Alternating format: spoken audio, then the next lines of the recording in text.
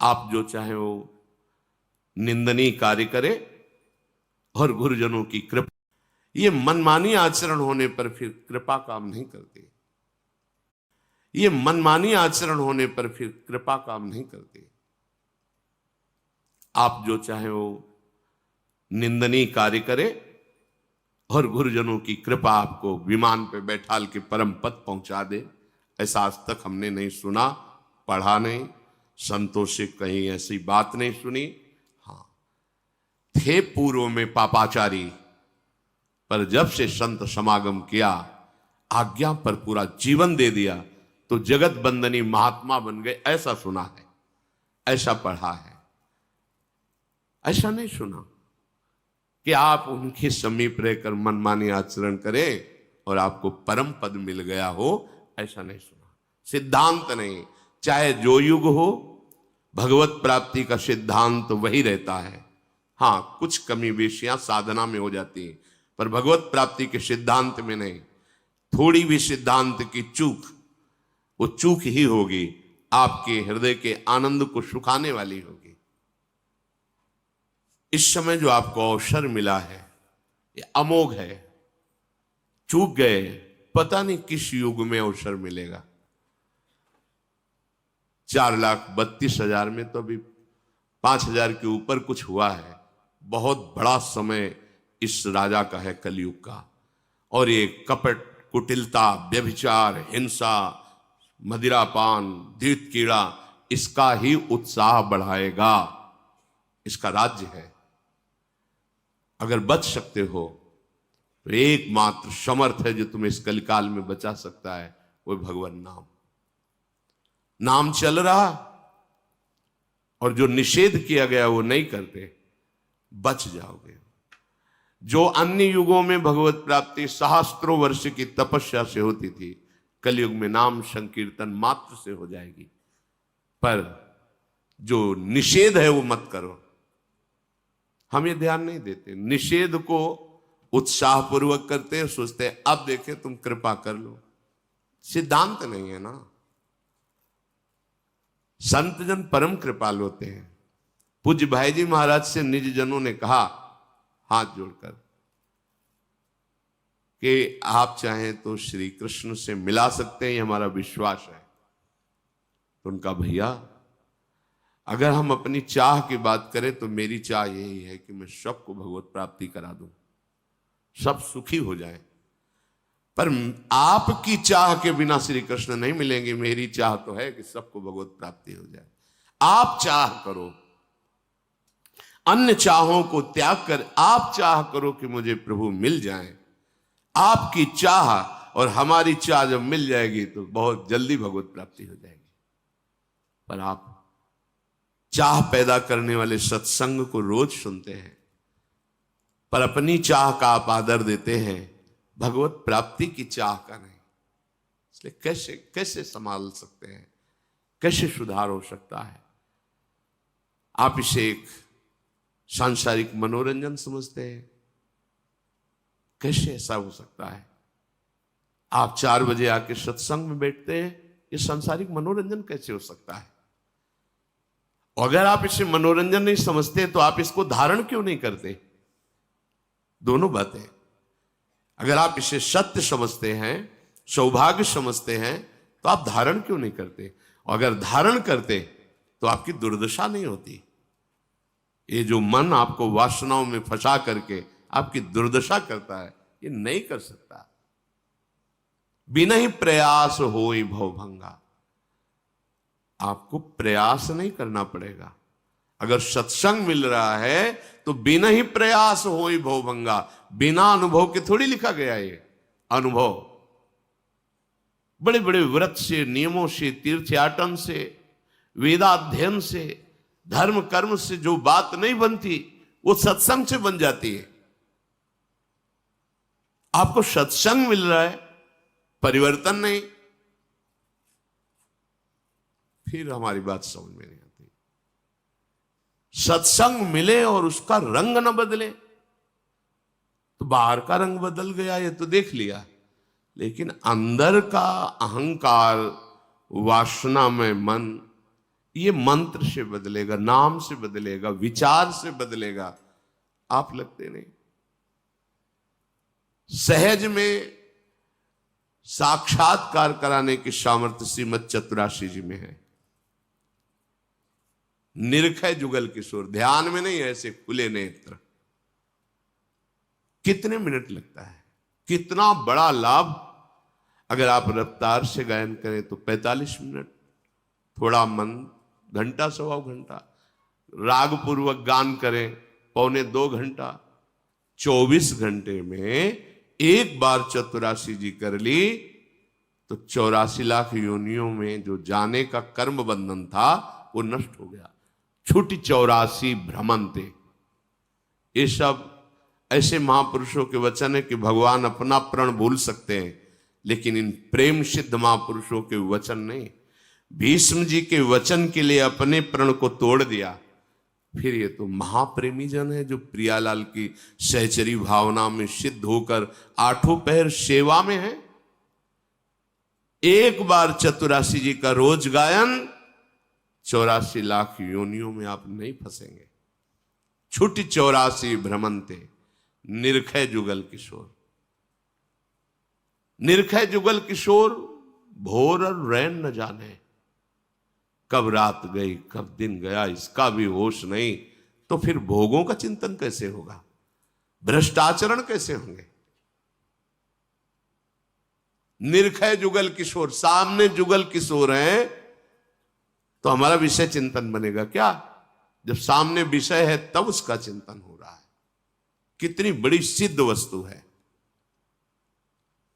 पर नहीं, हमें भूख ही नहीं है जुगल किशोर की, इस भयावह संसार से मुक्त होने की भूख ही नहीं। जब पूज्य श्री जयदेव जी का चरित्र पढ़ा तो प्रारंभ में नए तो हृदय जल गया। कहां थे भगवान जब ऐसे महापुरुष जो रात दिन भगवान के भजन में लगे हुए हैं, किसी ने दक्षिणा दी? जब देखा कि ठग है तो दे ही दिया अपनी तरफ से, फिर भी उन दुष्टों ने उनके हाथ पैर काट कर कुएं में डाल दिया। कहां है भगवान? एक बार पूछा गुरुदेव भगवान से कि कुछ ऐसे चरित्र हैं जो सुनने के बाद हृदय हमारा जलता है और लगता है भगवान ऐसा क्यों किए, क्यों किए, क्या प्रारब्ध जब आपकी शरण में, क्या? तो श्री जी की सेवा कर रहे थे महाराज जी, तो उनका देखो भजन करो और ये चिंतन छोड़ो। भगवान लीला बिहारी हैं, वो लीला करते रहते हैं अपने आप से अपने आप में। उनकी क्या लीला किस समय कैसे हो रही बड़े बड़े महात्मा नहीं जान पाए। तो भजन करो तुम, भजन, यही उत्तर मिला था हमें। भजन करो, बस शांति से भजन करो, ये चिंतन ही मत करो। हमें नहीं, बड़े बड़े महापुरुषों के चरित्रों को पढ़ने पर बड़े बड़ों को हुआ। ऐसा क्यों हुआ? अपने गुरु की रक्षा के लिए जा रहे हैं, दोनों आंखें निकाल ली गई, दो महापुरुषों की। रामानुजाचार्य चरित्र में पढ़ा, आंखें निकाल ली गई। एक नास्तिक को भगवत मार्ग का अनुसरण करने के लिए कृपा कर दी।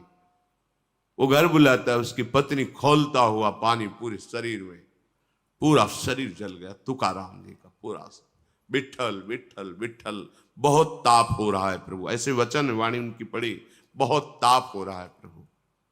ये क्या है? हम भगवान से पूछते थे क्या है, कई बार हृदय में उनसे, ये क्या है, क्या अपराध क्या है इनका? एक श्वास भी तो खाली नहीं जाती आपसे, फिर ऐसा क्यों इन महापुरुषों को दुख, क्यों बाहरी प्रहार, क्यों बाहरी यातना इनको? इसका कोई उत्तर नहीं है सही माने में, क्योंकि वो अपने आप से अपने आप में खेलते रहते हैं। उनका हरि तेरी गति लख न परे, करी गोपाल की होए। वो क्या खेलते हैं कि सरस्वती की भी बुद्धि में नहीं आता, अपने लोग तो बहुत छोटे हैं। बस इन किन प्रकारेण हम अपने चित्त को प्रभु में जोड़े, निर्णय मंगल में निकलेगा। वही तुकाराम जी सदैव विमान पर बैठकर खूब घंटा नाम कीर्तन की ध्वनि के बीच से भगवान के धाम, उसी देह से सदैव भगवान के धाम को गए। ये परमार्थ पथ है, ऐसा सोचा जाए कोई संकट ना आवे, विपत्ति ना आवे। नहीं, जब कोई इस विचार करता है कि हजारों को लेकर चलेंगे प्रभु के मार्ग में, तो टांग तोड़ती माया, टांग तोड़ देती है, उसको असहाय धूल धूसरित कर देती है। और वो भी भगवान के दास है, जैसे भी बनता है घसीट के ही सही पर पाला तक पहुंचाते हैं। पाला होता है ना बीच में, ये खेल है भगवान की माया का। और ऐसा खेल है कि है स्वप्नवत पर सत्य भास रहा है। निकल चलो इस खेल से, बढ़िया अवसर मिला है। नहीं करूंगा कभी किसी का अब तन मन धन से अपमान, सब में सदा देख प्रभु को मैं, सदा करूंगा सुच सम्मान। आप ही हो, आप ही हो, अब बताओ आप ही हो। लो, मैं छल कर रहा हूं तुम्हारे साथ, कपट कर रहा हूं, तुम्हारी निंदा करूंगा, तुम्हें मारूंगा, तुम्हें दर दर के लिए भिखारी बना दो। अब बोलो मैं हूं? हाँ हो, आप ही हो। मेरा विधान ठीक है? हाँ बहुत अच्छा है। जोई जोई प्यारो करे सोई मोई भावे। बोल अब। ये बहुत लीला बिहारी है, बहुत लीला बिहारी है। इसको खिलवाड़ मत समझो कि दो चार माला तो अनुकूलता आ गई, जय हो। हाँ, कभी किसी से कहा था कि भक्ति जब रंग लाती है तो जीना मुश्किल कर देती है। कैसा जीना मुश्किल? जहां जहां तुम्हारा राग ममता शक्ति सब। तो उनका तो मुझे तो कई वर्ष से भक्ति कर रहा हूं, मुझे तो सब अनुकूलता ही अनुकूलता दिखाई दे रही। अभी रंग की बात है ना, थोड़ा रंग आने दीजिए।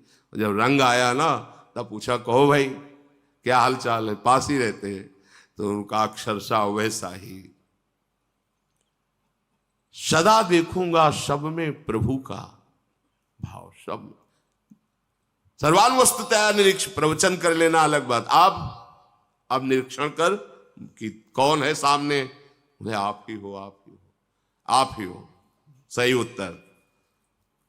ये साल भर पढ़ाई की है, फेल होने जा रहा है, होश में आप ही हो। जय हो नाथ, जय हो नाथ, आपकी जय हो। ये है कैसे कैसे कर। बड़ा विचित्र खेल है भगवत प्राप्ति, बहुत विचित्र खेल। बस वचन पे चल जाओ तो पहुंच जाओगे। शरीर से, मन से, बाह्य से, हर जगह से वही। अब निकल निकल, जय हो आपकी। कदम आगे, कुछ नहीं है, ड्रामा है माया का, कुछ नहीं। दिव्य सच्चिदानंदमय देह, दिव्य सच्चिदानंदमय देश, दिव्य सच्चिदानंदमय आनंद आगे रखा हुआ है।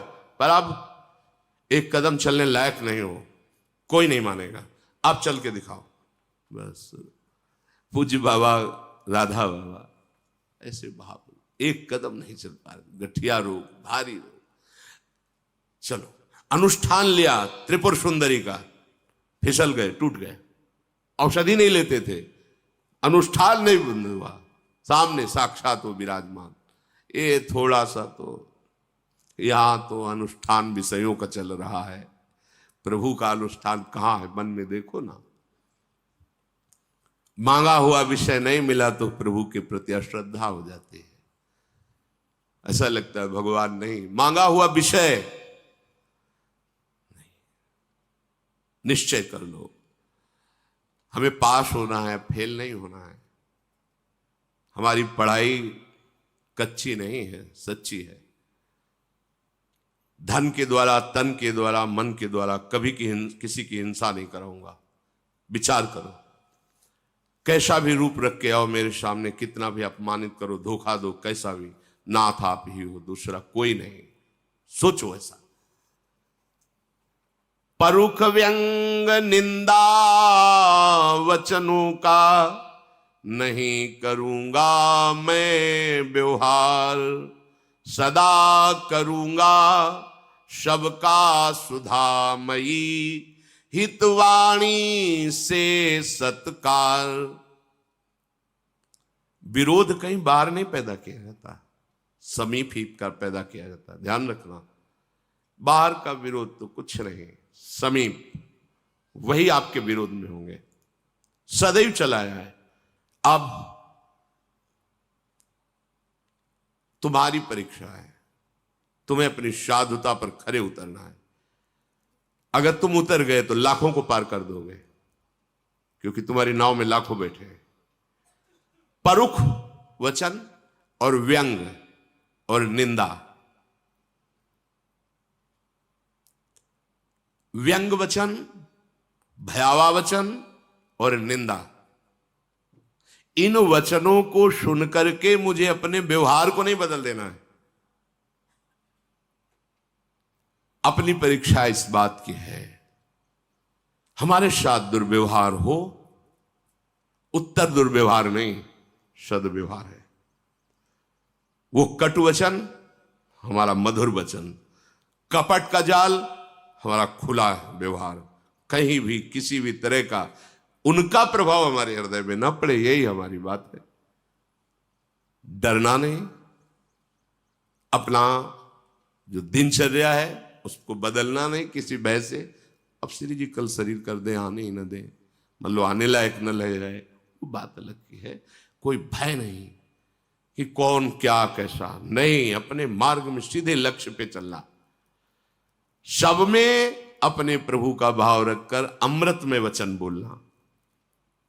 सब में प्रभु के मैं अनुपम गुण, गण ही देखूंगा सब ओर, नमन करूंगा मैं सबके, पद कमलों में हो भाव विभोर।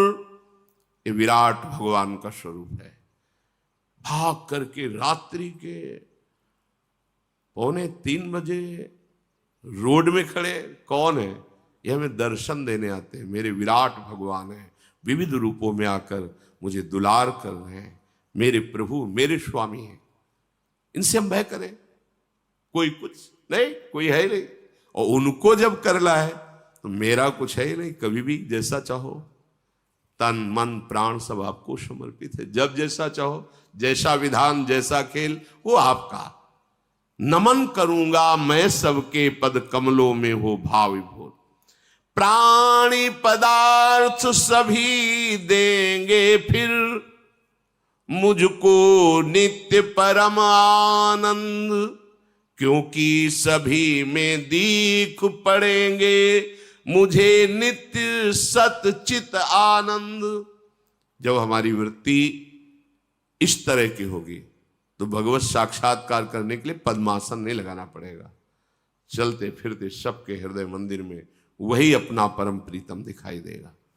पर ये इस जगह जो परीक्षा होती है, अलग अलग कोटि है, ये बिल्कुल आखिरी परीक्षा होती है। इसे पार करना ही होता है।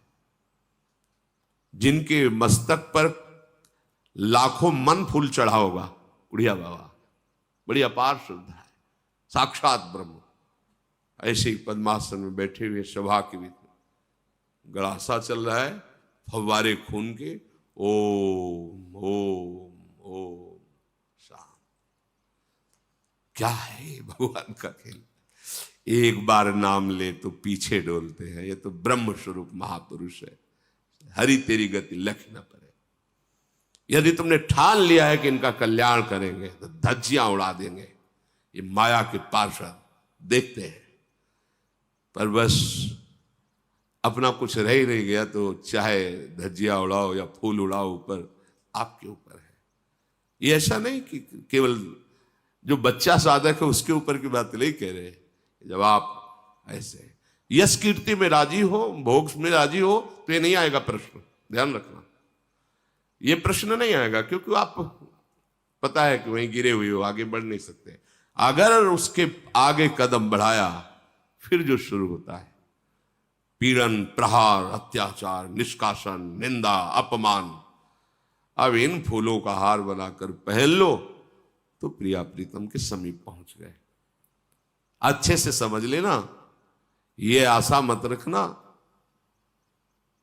पावड़े बिछा, हो सकता है पावड़े बिछाए जाए, लेकिन आगे चल करके जब आपका फाइनल एकदम, क्योंकि आप अकेले निकलना चाहो तो चुपचाप गुफा में बैठ के भजन को निकल जाओ, लेकिन हजारों को लेके चलना चाहोगे, पैर तोड़ देगी माया। उसका स्वभाव है। पर भगवान के पार्षद जब अखाड़े पे उतारे जाते हैं तो कमजोर चेला करके नहीं भेजा जाता। जब कभी किसी अखाड़े पर पहलवान अपना चेला उतारता है ना, तो पहले ही रगड़ के इतना मजबूत कर देता है कि उसकी कोई भी, हाँ, आप जब भगवत मार्ग में चले तो इतना जान लीजिए कि अब जो भी होगा परम मंगल होगा और मुझे सहना होगा, तो चल सकते हो। ये आखिरी बाजी है। थोड़ी देर ढोलक हारमोनियम बजी, नाच कूद लिया, भक्ति का एक अंग है। सर्वांग अंग भक्ति का प्राण पदार्थ सभी में अपने प्रभु का विधान देखना और सबको प्रभु में मानना, और इसमें अंतर ना पड़े, और वही तुम्हारे विरोध में खड़े किए जाएंगे जहां तुम्हारी आशा ही नहीं है। ये आदमी ऐसा, हाँ क्यों, सब में वही बैठा, चाबी घुमा दी, अब चलो मेरे ही प्रभु हैं, उन्हीं का विधान है, चलो। कभी शिकायत करने का अवसर नहीं होना चाहिए अपने प्रभु से। शिकायत करने के बहुत अवसर होते हैं। पहले ही इतनी अस्वस्थता दे दी, बैठने लायक भी नहीं रखा, और सेवा इतनी बढ़ाते चले जा रहे हो। पहले 2 लोग, 4 लोग, अब 4000 लोग, और फिर इतना, ये सब क्या है प्रभु तुम्हारा? ये विद्यार्थी का लक्षण नहीं है। तुम जिस पढ़ाई में चल रहे हो हर प्रश्न का उत्तर दीजिए। बोले भगवान परीक्षा क्यों लेते हैं?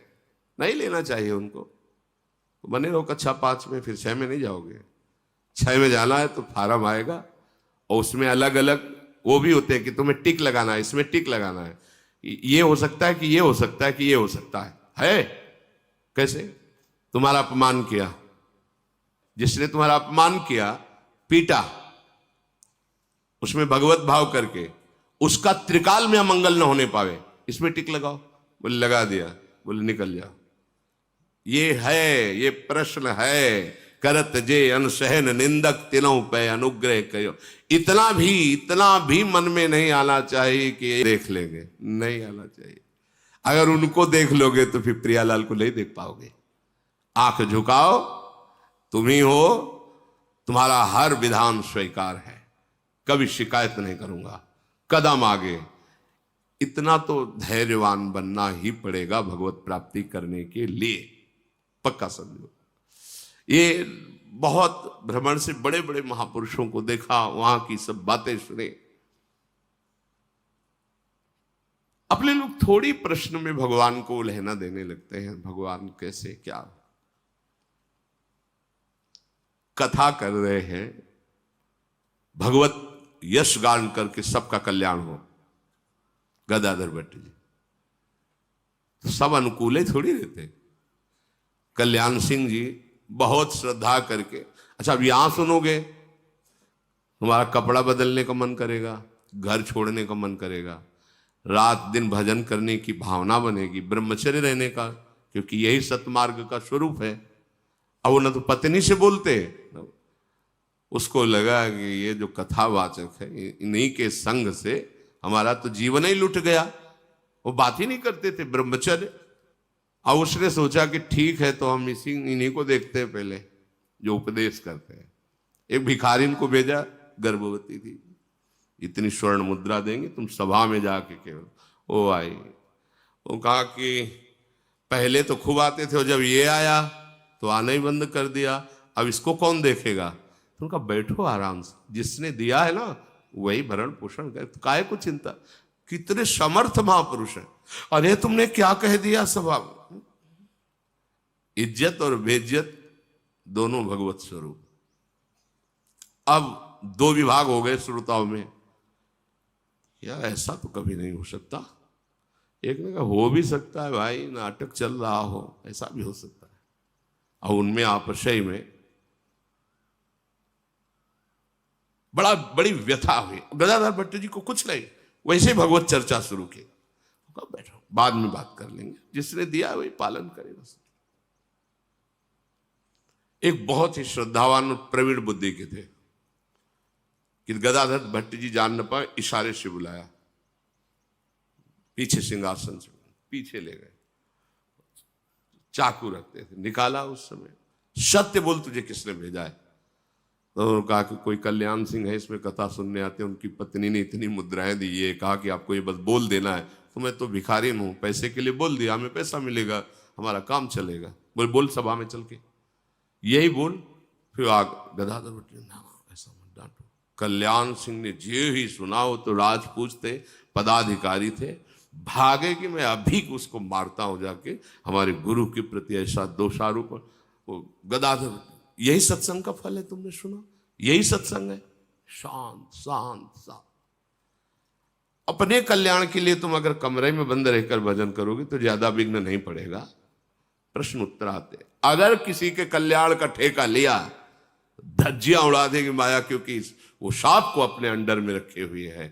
तो अब जैसे नाम कीर्तन, लीला गायन, शास्त्र संबद्ध सिद्धांतों से चलना, तो इसमें इतना बलवान बनना पड़ेगा उपासक को कि जिस माथे पे फूल चढ़ते हैं उसी पे पादुका भी चल सकती है, जिस गले में हार उसमें फांसी भी लग सकती है, जहां सब प्रणाम वहां गालियां भी मिल सकती हैं। इतनी हिम्मत रख करके सत्संगी हो, अपने लोगों इतनी हिम्मत रख करके इस मार्ग में चलने। केवल फूलों की तरफ ही मत देखो, केवल प्रणाम की भी, तो इसके पीछे भी कुछ है। वो जब आएगा तो होश उड़ जाएगा। इसलिए इसको स्वीकार नहीं करोगे तो उसको स्वीकार करने की सामर्थ्य तुम्हारे हृदय में हर समय रहेगी। निकलना है, निकलना है, बस ठान लो, निकलना है इस भयावह संसार से, कोई अपना नहीं। महाप्रभु ऐसे नहीं लिख दिए, पाए जान जगत में सब जन कपटी कुटिल कलयुगी टंच। तुम्हारे सामने भोग आएंगे, तुम्हारे सामने सम्मान आएगा, तुम्हारे सामने प्रश्न खड़े होंगे, अपमान होगा, निंदा होगी। अपने मार्ग में चलते रहो, ये अंतिम जन्म बनाना है। अगर द्वेष